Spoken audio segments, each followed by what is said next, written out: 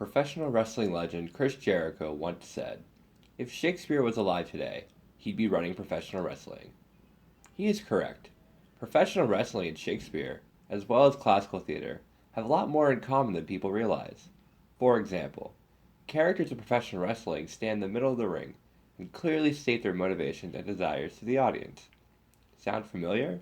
They're exactly like Shakespeare's soliloquies. What about the entrance music that plays when wrestlers enter the arena?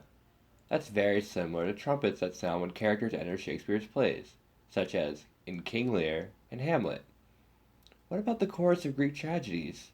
They explain to the audience what is happening in the play. That's in wrestling too.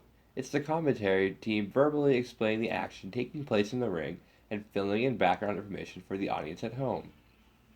So now that we've established how wrestling uses classic theater practices in its storytelling, let's look at the basics of a wrestling story. To start off, we need to understand the basic roles in a wrestling storyline. In a typical wrestling match, there are two competitors, a babyface and a heel. A babyface is a good guy, the hero of the overall story, the person we want to see succeed and win.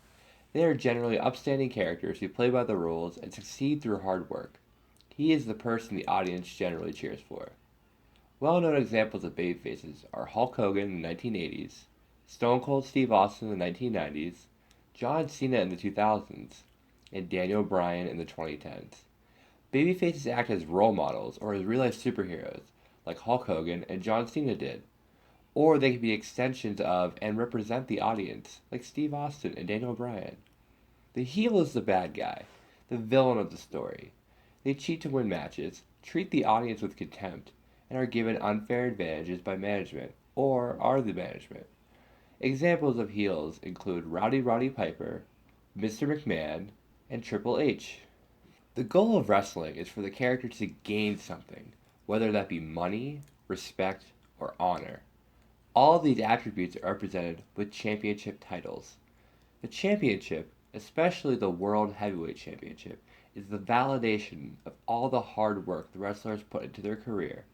It's the plaque that says, "You are the best wrestler in the world." Let's take a look at a story that uses everything we've talked about so far. Daniel Bryan is a popular wrestler with the fans.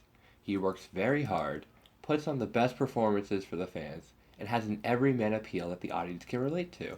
However, the management of the show, Triple H and Stephanie McMahon, think he isn't good enough to be champion. They think he's too short. It doesn't have the it factor.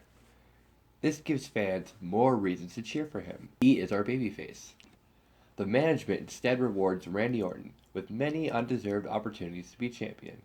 Once Orton wins the title, the management provides him many extra assets to stay champion. He cheats, he talks down to the audience, and is hand chosen against fans' wishes. He is our heel. Daniel Bryan comes to the ring and speaks to the audience, which is called a promo, and tells them he thinks he should have a chance to be champion. The management's theme music plays, signifying they are entering the arena, and tell Daniel Bryan he isn't deserving.